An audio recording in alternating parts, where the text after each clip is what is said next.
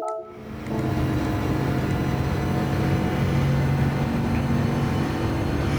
I'm going to talk you through this lap of Daytona.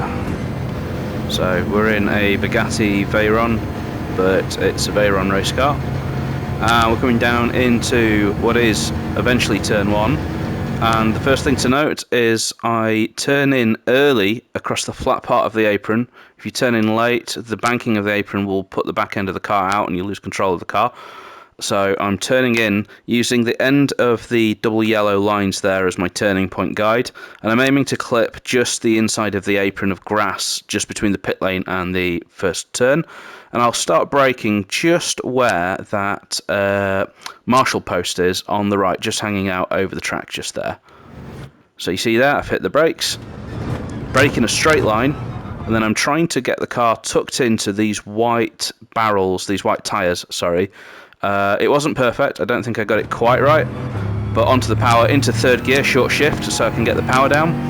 I'm shifting early, by the way, so I'm shifting when the rev counter goes between the gear and the suggested gear, so between 4 and 2, or 5 and whatever number shows up there, so about 3/4 away along. That's because this car's got a very narrow torque band at low revs, so I want to keep it in the torque band. It's a myth that shifting to the red line is faster. Not in every car. It depends how the turbos are operating in this car. So we're running down into what I call turn 2. I think it's actually turn 3 or 4 on this track. And my braking point here, so I'm getting as far to the left as possible, and I'm braking where this shadow goes across the track here. There's a shadow from a lamppost, and I'm down the gears, and I'm into first gear, so I've actually jammed it all the way down into first gear. Now, I took a late apex, so I didn't miss the apex there. Well, I did miss the second apex there, but I tried to take a late apex and get on the power as soon as, and then you want to run out over this bit of track out here. Next turn is easy flat. So, actually, I turned in a bit too narrow here and got spat out to the outside, but it didn't really cost me any time.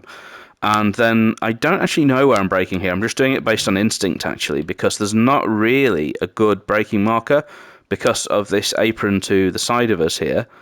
There's not really anything either side to use as a guide, so I'm just braking kind of halfway through, and then I blend the brake out, and I'm down into first gear again, hug the inside, and short shift and on the power. I think I lost a couple of tenths there compared to the professionals.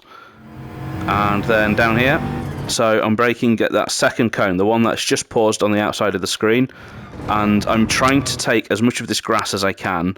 I want to keep one wheel still on the track so that I don't get a penalty, and then short shift to try and keep the car narrow.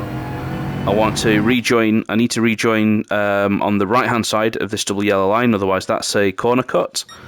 So rejoin just there, and now we just accelerate up to our near our top speed round the banking, hugging the double yellow lines. I could have hugged them a little tighter, but I wasn't really paying attention, to be honest.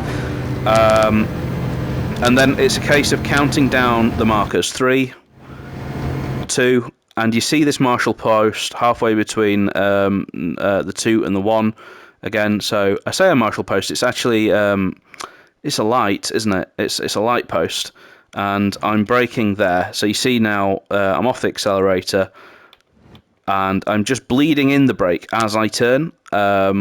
So I don't want to brake full power whilst turning because I'll just slide. So I'm just doing that, and then I'm using as much of the track as I am allowed to get away with. It still counts as on the track to be taking all of this curb. And again, the same there. And I did kind of miss this one, but again, I kept it just about in the bounds of the track. Maybe a tenth there, lost, not hitting that apex before the final turn, but in the first part of the chicane. And then we just keep it to the line here. I think I did actually drift out wide, because I drifted out a little bit wide. I should have maybe kept it just tight to the inside. Maybe it cost me 1,000th of a second. And we come over and break the barrier at a 154.478, which is sufficient to make this lap one of the 500 fastest laps in the world. So I'm pretty pleased with that. It's a very quick lap, and hopefully I should be able to start from pole position when we go racing. I might go racing over the weekend, I might not, I don't know. But there's my little lap guide for you, and I hope that helps people put in some quicker laps. And feel free to like and subscribe, and I'll be putting videos out there every now and again like I do. See you in the next one.